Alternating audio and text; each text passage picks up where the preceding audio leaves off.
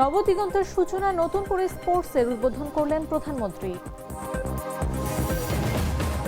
রাজধানীর খালগুলোতে টয়লেটের লাইন, দুর্গন্ধে দম বন্ধ বাসিন্দাদের। গণভোটের রায় অস্বীকার করে দেশকে সংকটে ঠেলে দিচ্ছে সরকার, দাবি মিয়া গোলাম পরওয়ারের। ইরানি হামলায় লন্ডভন্ড মধ্যপ্রাচ্যের 16 মার্কিন সামরিক ঘাঁটি, সিএনএনের অনুসন্ধান। এবং আশা জাগিয়েও হার বাংলাদেশে, নিউজিল্যান্ডের বিপক্ষে সমতায় শেষ টি-20 সিরিজ।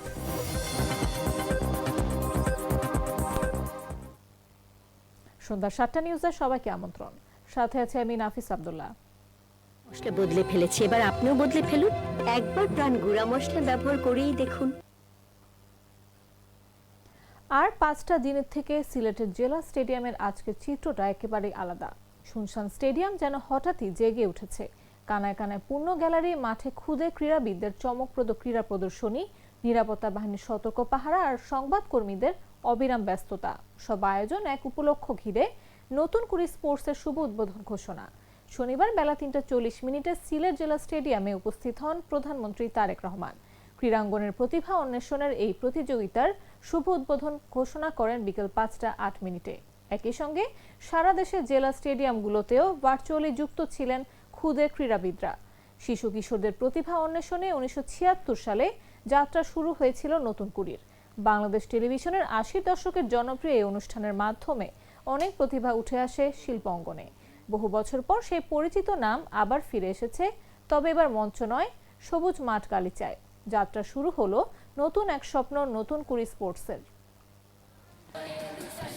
মাননীয় প্রধানমন্ত্রী জনাব তারেক রহমান এমপি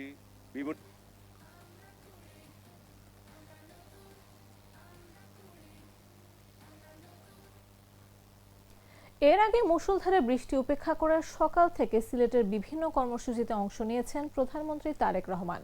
প্রধানমন্ত্রী হিসেবে দায়িত্ব নেয়ার পর এটাই ছিল সিলেটে তার প্রথম সফর। শনিবার সকালে হযরত শাহজালালের মাজারে কবর জিয়ারত শেষে নগরীর চাঁদনী ঘাট এলাকায় সিলেট সিটি কর্পোরেশনের জলাবদ্ধতা নিরসন প্রকল্পের উদ্বোধন করেন প্রধানমন্ত্রী। এরপর তিনি সিটি কর্পোরেশন প্রাঙ্গণে আয়োজিত সুধী সমাবেশে যোগ দেন। এ সময় উপস্থিত ছিলেন প্রধানমন্ত্রীর সহধর্মিণী জুবাইদা রহমান, বাণিজ্যমন্ত্রী খন্দকার আব্দুল মুক্তাদির, প্রবাসী কল্যাণমন্ত্রী আরিফুল হক চৌধুরী, প্রধানমন্ত্রীর উপদেষ্টা হুমায়ুন কবির, সিলেট সিটি কর্পোরেশনের প্রশাসক আব্দুল কাইয়ুম চৌধুরী সহ সরকারের মন্ত্রী, এমপি, প্রধানমন্ত্রীর উপদেষ্টা সহ ঊর্ধ্বতন কর্মকর্তারা। এই সময় প্রধানমন্ত্রীকে এই প্রকল্পের বিষয়বস্তু তুলে ধরেন সংশ্লিষ্টরা। প্রকল্পটির মোট ব্যয় ধরা হয়েছে 4,635 কোটি টাকা। প্রকল্পের আওতায় নদীর তীর সংরক্ষণ, আধুনিক ওয়াকওয়ে নির্মাণ, সবুজায়ন, দৃষ্টিনন্দন নগর অবকাঠামো গড়ে তোলা এবং বন্যা নিয়ন্ত্রণ ব্যবস্থার উন্নয়ন করা হবে। এর আগে প্রধানমন্ত্রী তারেক রহমান তার গুলশানের বাসা থেকে রওনা হয়ে সকাল 9:20 হযরত শাহজালাল আন্তর্জাতিক বিমানবন্দরে যান। অনেক বিষয়ের মধ্যে একটি বিষয় এলাকার মানুষ আমার কাছে তুলে ধরেছে এবং খুব স্বাভাবিকভাবেই আমরা বিষয়টি ভিন্নভাবেও জানি। সেটি হচ্ছে বাংলাদেশের মানুষের স্বাস্থ্য ব্যবস্থা বা চিকিৎসা ব্যবস্থা।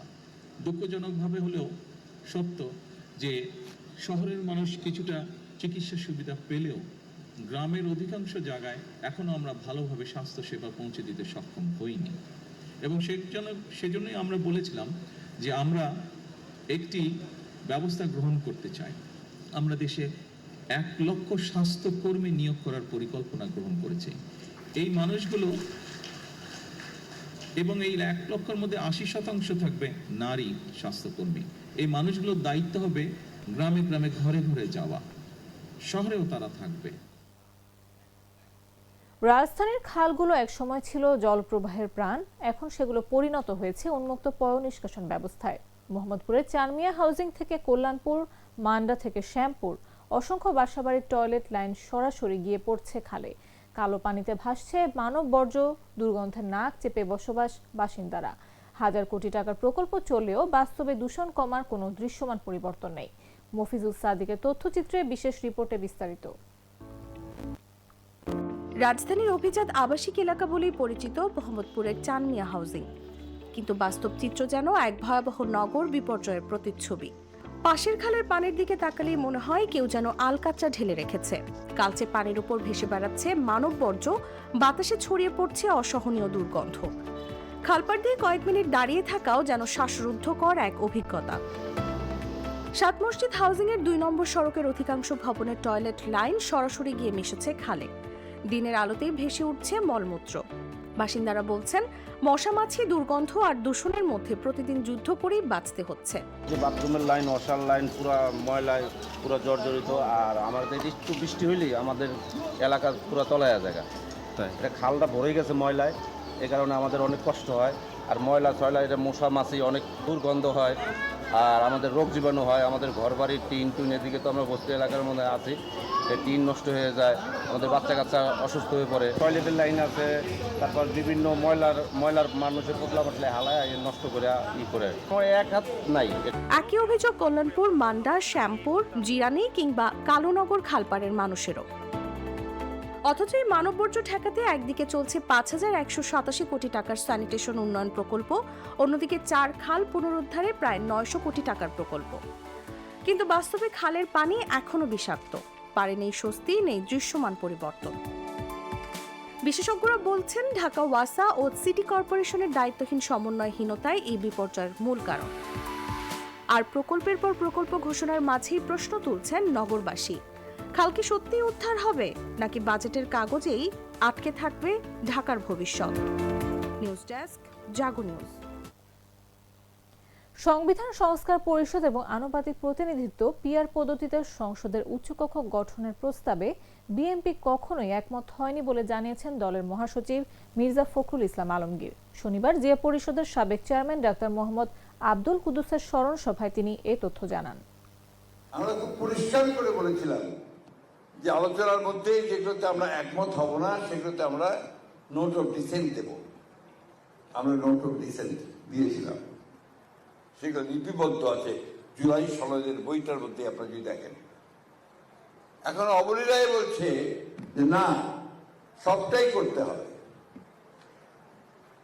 আমরা তখনই কিন্তু আপনার প্রেস কনফারেন্স করে বলেছিলাম, যখন আমাদের chairman, co chairman doctor Ali Riaz কমিশনের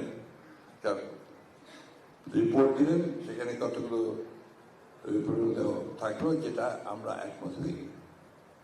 এগুলো মনে হলো নাজেল হলো, সে নাজেল হলো না, বাংলাদেশকে আরো বিপদে পড়ার চেষ্টা করা হলো। যেমন আনুপাতিক হারে আপার চেম্বার হবে, এটা আমরা কখনোই কি করিনি। এই জিনিসগুলো, এর মধ্যে আরো বিষয় আছে, অনেকগুলো বিষয় আছে যেগুলো আমরা একমত হইনি, সেগুলো তারা বলে দিল যে এগুলো হবে। আর এই নির্বাচনের পরে যারা নির্বাচিত হবেন তারা আপনার সংবিধান সংস্কার পরিষদ গঠন করবে না। আমরা এটার সঙ্গে একমত একেবারেই হইনি। প্রধানমন্ত্রী তারেক রহমানের তাগিদের কারণে 10 বছর পর সোহাগী জাহান তনু হত্যা মামলার জট খুলতে শুরু করেছে বলে জানালেন আইনমন্ত্রী মোহাম্মদ আসাদুজ্জামান। তিনি বলেন, এবছর ঈদের দিন সকালে তার মোবাইল ফোনে একটি দৈনিক পত্রিকার প্রতিবেদন পাঠিয়ে তনু হত্যা মামলার অগ্রগতির বিষয়ে জানতে চেয়েছিলেন প্রধানমন্ত্রী। শনিবার রাজধানীর মহাখালীর ব্র্যাক সেন্টারে এক অনুষ্ঠানে প্রধান অতিথির বক্তব্যে এসব কথা বলেন আইনমন্ত্রী। এই অনুষ্ঠানে নারী ও শিশু নির্যাতন দমন ট্রাইব্যুনালের পদ্ধতিগত প্রতিবন্ধকতা এবং উক্ত প্রতিবন্ধকতা সমূহ নিরসনের কার্যকর উপায় চিহ্নিতকরণ শীর্ষক গবেষণার ফলাফল প্রকাশ করা হয়। বাংলাদেশ সুপ্রিম কোর্ট ও ব্র্যাকের যৌথ উদ্যোগে গবেষণাটি চালানো হয়েছে। অনুষ্ঠানে একজন আইনমন্ত্রীকে অনুরোধ জানান তনু হত্যার বিচার যেন হয়। এর প্রতিক্রিয়ায় তিনি বলেন, গত ঈদের দিন সকালে প্রধানমন্ত্রী তাকে ফোনে একটি বার্তা পাঠান, যেখানে পত্রিকার একটি প্রতিবেদনের প্রসঙ্গ উল্লেখ করে মামলার হালনাগাদ তথ্য জানাতে বলা হয়।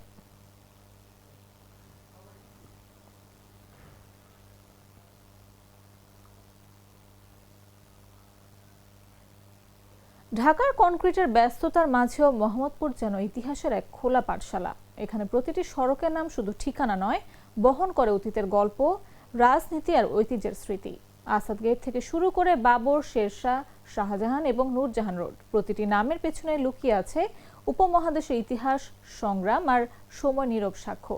আদৌ সে পথ ধরে হাঁটছে হাজারো মানুষ, অনেকেই না জেনে ছুঁয়ে যাচ্ছেন ইতিহাসকে। আব্দুল আল কাউসারের রিপোর্টে বিস্তারিত।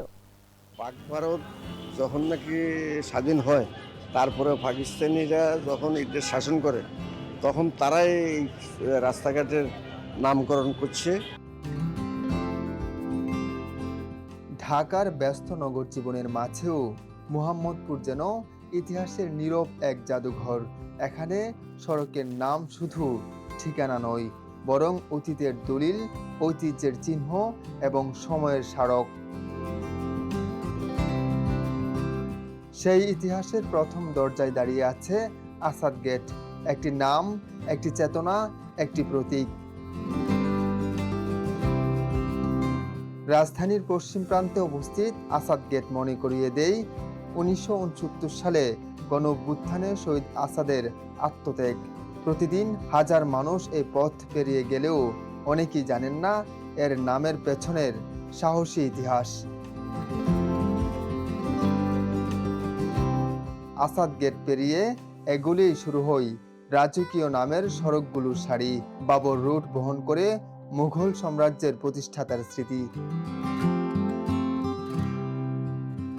শেরশাহ সূরি রুট মনে করিয়ে দেয় উপমহাদেশের ঐতিহাসিক যোগাযোগ ব্যবস্থার রূপকারকে। শাহজাহান রুট যেন তাজমহলের নির্মাতার সৌন্দর্যবোধের প্রতিচ্ছবি। নূরজাহান রুট নারীর প্রজ্ঞা, ক্ষমতা ও রাজনৈতিক উপস্থিতির স্মারক। আর আওরঙ্গজেব রুট স্মরণ করিয়ে দেয় বিস্তৃত সাম্রাজ্য ও কঠোর শাসকের এক অধ্যায়। স্থানীয়দের ভাষ্য, পাকিস্তান আমলে মূলত অবাঙালি বা মুজাহিদদের পুনর্বাসনের জন্য গড়ে ওঠা এই এলাকার তৎকালীন শাসক গোষ্ঠী মুসলিম ঐতিহ্যের ছাপ রাখতে এসব নামকরণ করেন। বাংলাদেশ স্বাধীন হওয়ার আগে পাকিস্তান আমলে এগুলা এই রোডগুলার নামকরণ করা হয়েছে, যাতে করে বাদশাহী আমলের যে সমস্ত রাজা বাদশাহরা ছিল তাদের নামরে ইয়ে করার জন্য, মানে স্মরণীয় রাখার জন্য এই কাজটা তারা করে গেছে। হয়তো এই বঙ্গের যে শাসকরা ছিলেন তৎকালে, তারা মুসলিম শাসক ছিলেন, তাদের নামকরণ এখানে করা হয়েছে। প্রত্যেকটা রাস্তা, এই রাস্তাগুলোর নামকরণ দেখতেছি সব মুসলিম শাসক ছিলেন ভারতবর্ষে। তো আমরা তো ভারতবর্ষে থাকি, ওই মুসলিম হিসাবেই আমার বিশ্বাস যে আইয়ুব সরকারও এটার এই এলাকাতে যেহেতু এই প্লটগুলি, এই ভালো ভালো যে মুসলিম শাসক, এদের নামকরণই করা হোক, সেই হিসেবেই মনে হয় এদের নামকরণটা করছে, এটা আমার বিশ্বাস। তবে ইতিহাসবিদরা বলছেন এসব নাম শুধু পরিচয়ের জন্য নয়, এগুলো একটি এলাকার সাংস্কৃতিক ও রাজনৈতিক ইতিহাসের গুরুত্বপূর্ণ অংশ। যথাযথ সংরক্ষণ, তথ্যফলক ও গবেষণার অভাবে নামের পেছনের বাস্তব ইতিহাস হারিয়ে যাচ্ছে। আসাদ গেট থেকে শুরু করে মোহাম্মদপুরের প্রতিটি সড়ক যেন বলে, পথ শুধু গন্তব্যে নেই না, নিয়ে যায় শিকড়ের কাছে, স্মৃতির কাছে, ইতিহাসের গভীরে। আব্দুল্লাহ কাউসার, জাগো নিউজ, ঢাকা।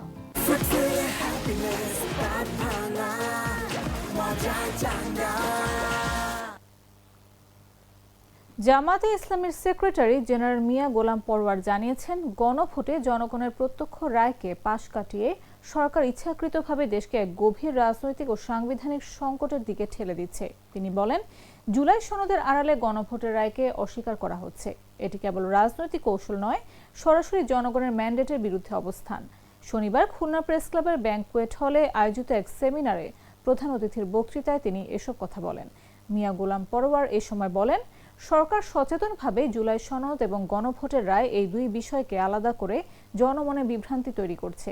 সরকার ও মন্ত্রীরা সংসদে দাঁড়িয়ে বারবার জুলাই সনদ বাস্তবায়নের প্রতিশ্রুতি দিলেও গণভোটে জনগণের দেয়া সরাসরি রায়ের বিষয়ে নীরবতা বজায় রাখছে। বিএনপির সব ভোট যোগ করে সব আসন কি কায়দায় পাইছেন, যে কায়দায় পান, তাও যদি যোগ করি তা 3 কোটি ভোট হয়। কিন্তু গণভোটে যে ভোট হয়েছে 5 কোটি, কত হয়েছে? 5 কোটি। তাহলে কি 3 কোটির কাছে 5 কোটি পরাজিত হবে? 5 কোটি মানুষ বলছে যে বিএনপির এই 10টা নোট অফ ডিসেন্ট খারিজ, আর আপনি পার্লামেন্টে ডেলিগেটেড পাওয়ার নিয়ে বলবেন যে না এটা মানতে হবে। এটা হচ্ছে জনগণের উপরে জোর করে চাপিয়ে দেওয়া। That is called fascism. এটাকেই বলে কর্তৃত্ববাদী শাসন। মেজরিটির জোরে ক্ষমতা চাপিয়ে দিয়ে সেদিকে এই দেশ ধাবিত হলে আবার হয়তো আমাদেরকে আর একটা জুলাইয়ের রক্ত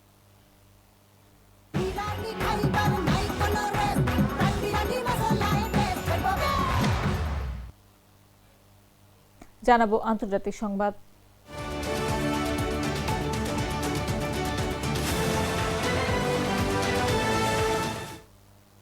মধ্যপ্রাচ্যের মরুভূমির নিচে যেন বদলে যাচ্ছে শক্তির সমীকরণ। সিএনএনের সাম্প্রতিক অনুসন্ধানে উঠে এসেছে বিস্ময়কর তথ্য। ইরান ও তাদের মিত্রদের হামলায় মধ্যপ্রাচ্যের 8টি দেশে থাকা অন্তত 16টি মার্কিন স্থাপনা ক্ষতিগ্রস্ত হয়েছে, যার কয়েকটি কার্যত অচল। স্যাটেলাইট ছবি, সামরিক সূত্র আর ক্ষয়ক্ষতির গোপন হিসাব বলছে শুধু ঘাঁটি নয়, কেঁপে উঠেছে পুরো যুক্তরাষ্ট্র। বিস্তারিত তুষার ইসলামের রিপোর্টে। মরুভূমির তপ্ত বালুর নিচে চাপা পড়েছে মার্কিন দম্ভ, যে আকাশ একসময় পেন্টাগনের ড্রোন আর যুদ্ধ বিমানের একচ্ছত্র দখলে ছিল, আজ সেখানে কেবল পরাজয়ের দীর্ঘশ্বাস। সিএনএনের সাম্প্রতিক এক বিশেষ অনুসন্ধান বলছে মধ্যপ্রাচ্যের 8টি দেশের 16টি মার্কিন ঘাঁটি এখন কেবল ধ্বংসস্তূপ। ড্রোন আর ক্ষেপণাস্ত্রের মুহুর্মুহু আঘাতে বিশ্বশক্তির কৌশলগত অবস্থান এখন খাদের কিনারায়। মার্কিন প্রতিরক্ষা ব্যবস্থার হৃৎপিণ্ড বলে পরিচিত রাডার স্টেশন আর যোগাযোগ ব্যবস্থাগুলো এখন অকেজো। স্যাটেলাইট চিত্রে দেখা গেছে ইরানের সুপরিকল্পিত হামলাগুলো ঠিক সেখানেই আঘাত করেছে যেখানে ব্যথা সবচেয়ে বেশি। এটি কেবল সামরিক সরঞ্জাম হারানো নয়, বরং কয়েক দশকের সাজানো রাজত্বের পতন। পেন্টাগন ক্ষয়ক্ষতির অঙ্ক কম করে দেখালেও আসল চিত্র বলছে $50 বিলিয়ন বেশি সম্পদ ধুলোয় মিশেছে। যে সৌদি আরব কিংবা মিত্র দেশগুলো একসময় মার্কিন নিরাপত্তা চাদরকে অভেদ্য মনে করত, আজ তাদের কণ্ঠেও অবিশ্বাসের সুর। একজন সৌদি কর্মকর্তার ভাষায় এই মিত্রতা এখন আর নিরাপদ নয়। ওদিকে ইরান স্পষ্ট জানিয়ে দিয়েছে আত্মরক্ষার তাগিদেই তারা এই ধ্বংসযজ্ঞ চালিয়েছে। খামেনি হত্যার বদলা নিতে তারা বেছে নিয়েছে নিখুঁত সমর কৌশল। ফেব্রুয়ারির সেই উত্তাল দিনগুলো থেকে এপ্রিলের অস্থায়ী যুদ্ধবিরতি, মধ্যপ্রাচ্যের মানচিত্র বদলে গেছে 38 দিনের এই আগুনে। পাকিস্তান মধ্যস্থতা করলেও শান্তি ফেরেনি। 23 এপ্রিল যুদ্ধবিরতির মেয়াদ শেষ হওয়ার পরেও বিরাজ করছে এক অশুভ নীরবতা। গল্পটি কেবল রাডার ধ্বংসের নয়, বরং ওয়াশিংটনের প্রতিপত্তি ধসের। এক সময়ের ত্রাস এখন কেবল আত্মরক্ষায় ব্যস্ত। মধ্যপ্রাচ্যের আকাশে নতুন অধ্যায় শুরু হতে যাচ্ছে, যেখানে আমেরিকার ছায়া ক্রমেই ছোট হয়ে আসছে।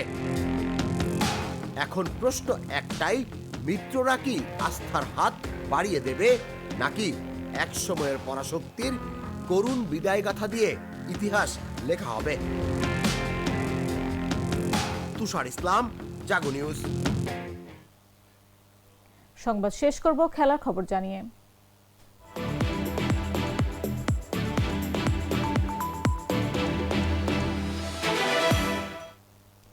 কার্টেল ওভারের ম্যাচে নিউজিল্যান্ডের লক্ষ্য খুব বড় নয়, 15 ওভারে 103 রানের। তবে দুর্দান্ত বোলিংয়ে আশা জাগিয়েছিল বাংলাদেশ। 33 রানে তুলে নিয়েছিল 4 উইকেট, তবে শেষ রক্ষা হয়নি। বেভন জ্যাকবসের মারকুটে 50-তে সহজ জয় নিয়ে মাঠ ছেড়েছে নিউজিল্যান্ড। ডাকওয়ার্থ লুইস পদ্ধতিতে 20 বল হাতে রেখে কিউইরা জিতেছে 6 উইকেটে। এই জয় 3 ম্যাচ সিরিজ 1-1 সমতায় শেষ করল বাংলাদেশ নিউজিল্যান্ড। দ্বিতীয় টি-20 বৃষ্টির কারণে পরিত্যক্ত হয়েছিল।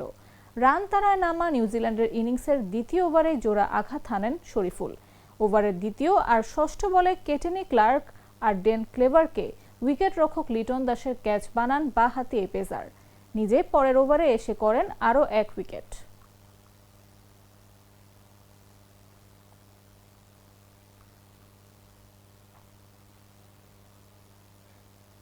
সংবাদ শেষ করার আগে শিরোনামগুলো জানিয়ে দিচ্ছি আরও একবার।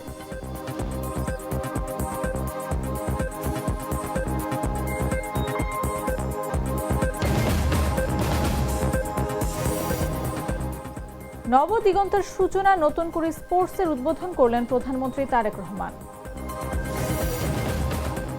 রাজধানীর খালগুলোতে টয়লেটের লাইন, দুর্গন্ধে দম বন্ধ বাসিন্দাদের। গণভোটের রায় অস্বীকার করে দেশকে সংকটে ঠেলে দিচ্ছে সরকার, দাবি মিয়া গোলাম পরওয়ারের।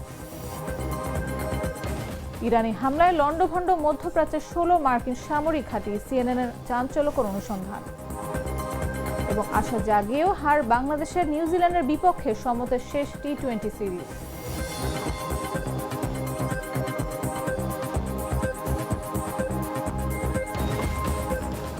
দর্শক, এই ছিল এখনকার মতো। প্রতি মুহূর্তে সর্বশেষ খবর পেতে ভিজিট করুন jagonews24.com, ফলো করুন আমাদের ভেরিফাইড ফেসবুক পেজ এবং সাবস্ক্রাইব করুন জাগো নিউজের ইউটিউব চ্যানেল। এতক্ষণ সাথে থাকার জন্য ধন্যবাদ সবাইকে।